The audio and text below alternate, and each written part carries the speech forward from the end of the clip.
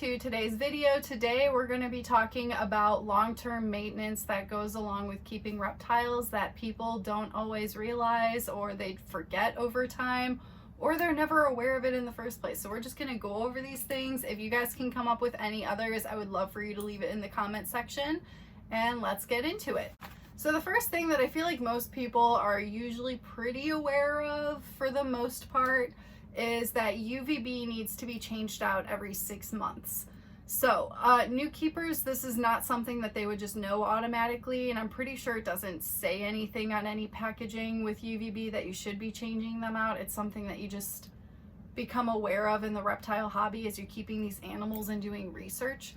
But typically, so when you buy UVB, its strongest output is going to be the first time you use it, and over time it will go down. Because of this, people think that so long as the UVB light is on, it's working, because like if a heat bulb is working, if it turns off, obviously you know it's not working anymore. With UVB, you can't see the amount of UVB coming out of it, so it'll always be a blue light that could be on for years and years and years. However, the UVB output may not be what your animal needs anymore because it decreases over time, which is why it's important to replace the bulbs. Something to avoid this would be to use a solar meter. They are hundreds of dollars. They're very expensive, but they are a way to measure the output of UVB coming out of your bulb.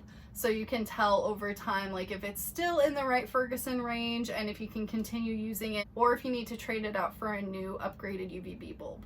So if you don't have a solar meter and you're not measuring the UVB, the thing to do is just every 6 months, to be safe, to replace the bulb entirely and just get a new one.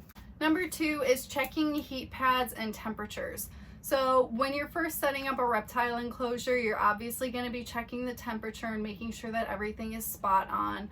But as years go by, you assume that it's going to be the same exact temperature and range and everything that it was when you first put it in, and it can change. Sometimes heat mats just don't work anymore, they go out and you may not even realize it. So that's why it's important to always be checking the temperatures, especially when there are going to be seasonal shifts like winter time or summertime. Like there are always going to be little adjustments to make just to make sure that your animal's in the right temperature range. So that is something to just go through and do here and there to make sure that things are still always on point for your reptile. Number 3 is to oxygenate your substrate. So this is something that I don't really see talked about too much, but it's something that I just do on my own, and it made me realize this is actually important. It's part of making sure it's a healthy environment. So if you have a moist substrate and you're spraying it down all the time, the dirt can also just become kind of stagnant over time. You will notice that it will be hardened at the top because that's the soil that's typically getting moisture and wet over time. So something that's really good, especially if you have a bioactive substrate, is to oxygenate your soil basically by just mixing it all up. And you will notice by doing this, there are going to be dry patches of substrate and then other patches that are a little bit more moist. It's good to just oxygenate all of that up, moisten everything up, and it just makes it overall fresh for the entire setup. And also by doing this, if you're adding moisture and really absorbing it into the soil and oxygenating it, it's going to increase the humidity for your setup as well. So that's just another thing to increase your humidity over time, because things just get stagnant over time, and it's good to freshen it up with some oxygen and moisture.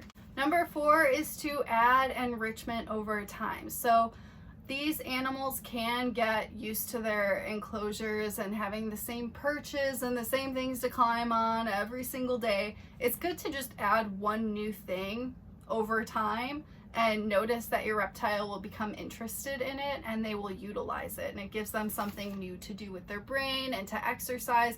Enrichment is something that can be so easy. Just placing a new rock in a setup can simply just add enrichment for your reptile. So it's very important to just mix things up and add little things here and there over time to your setup for your reptile's enjoyment. Number 5 is to upgrade if you can. I feel like this is an obvious one, and this is something that people pay attention to. Obviously, if you have an animal that is growing and filling up its enclosure, you may already have the idea that maybe you want to give it more space.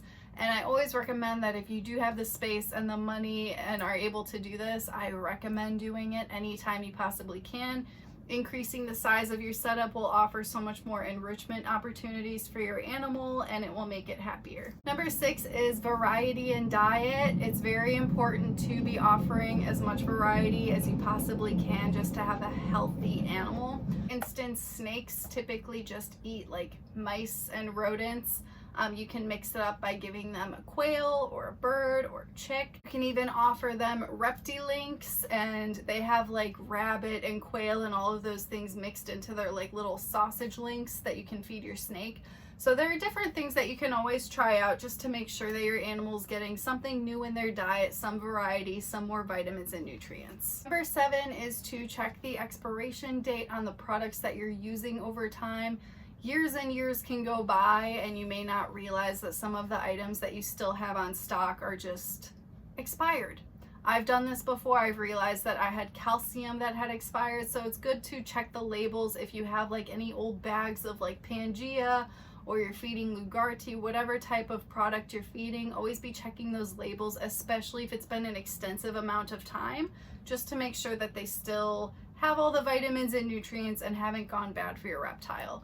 One thing that I noticed was my organic bee pollen. I don't know what the expiration date was, but I noticed that mine was getting moldy. So that's why it's very important to make sure that you're freshening things up and checking on all of these things just throughout the years to make sure that you're still offering healthy things for your animals. So that is my list for today. If you guys can come up with any other ideas of things to check on long term to make sure that you're doing things properly with your reptiles, go ahead and leave it in the comment section, and I will see you guys in the next one.